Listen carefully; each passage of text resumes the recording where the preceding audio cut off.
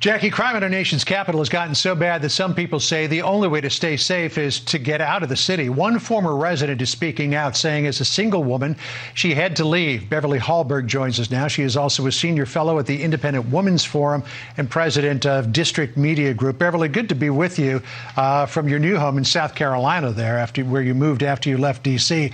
I just want to remind folks of what it sounded last night in one of the most popular eatery districts of Washington, D.C., normally taken to be a safe neighborhood, as gunshots rang out last night just shortly after 8 o'clock. Listen here.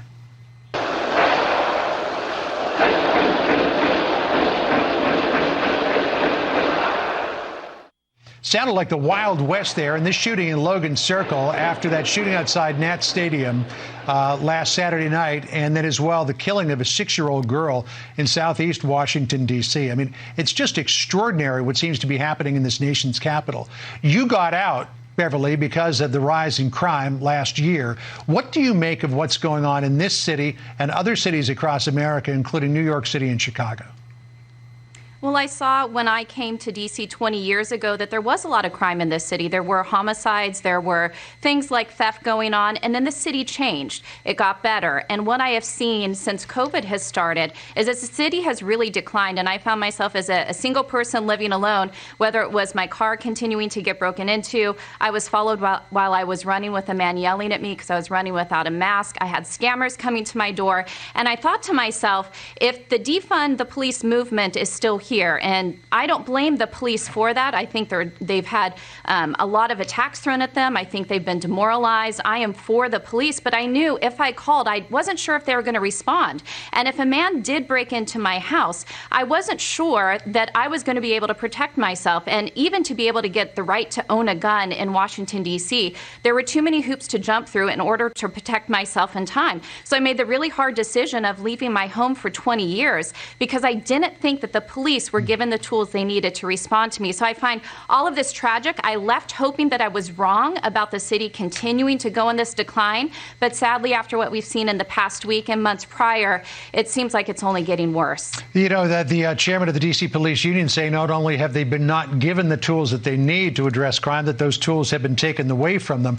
I should say also on this little monitor beside me, I'm watching Chief Conte. He's still going in and out of some businesses here.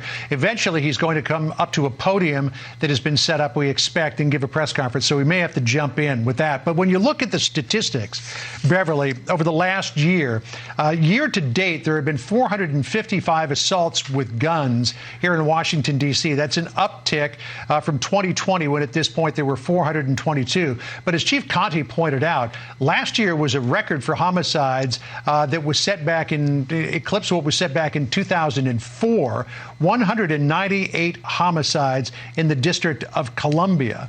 You know, do you attribute this to politicians? Do you attribute this to the criminal justice system? What do you think is really responsible for all of this?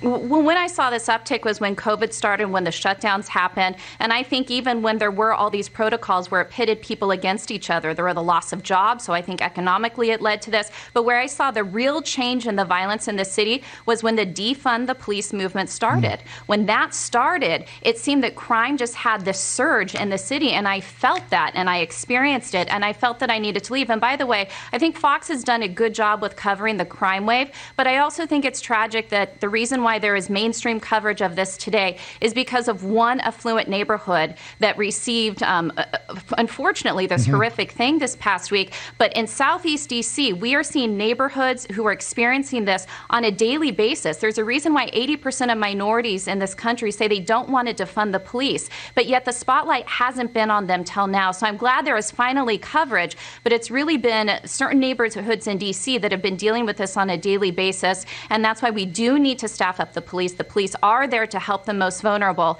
and I hope that there is a change in course by the city council. Yeah, as we were saying last hour, it's a tragedy that this crime happens all the time in certain neighborhoods in Washington, D.C., but the fact that it is now spreading out into areas that have typically been immune to this, or there's been much lower crime rate, that people are now getting attention. It's really changing the tone of the whole thing. The D.C. mayor, Muriel Bowser, seems to be backtracking on what she and the city council were saying in June, where she wanted to defund the police. She's now saying that she's going to do whatever it takes to put more officers on the streets in these communities. This is a case of be careful what you wish for, because it might just come true? And exactly. And look, it's not just Washington, D.C. that has this. We are seeing cities across the country that have seen this increasing crime wave. And I just want to say, when anybody spoke against the defund the police movement, they were called horrific things for suggesting that this wouldn't work. Yet at the same point, we have the city of Minneapolis that is continuing to push forward with debanning the police altogether and having a whole alternate way of dealing with the crime. But the reality is, it is women and children in neighborhoods in these cities are the ones that bear the brunt of these poor decisions. Beverly, you've been heavily involved in politics here in Washington when you were with the Independent Women's Forum. What do you think the political ramifications of this November, because there are elections this November, and November 2022 when it comes to the congressional elections? What do you think the impact is going to be?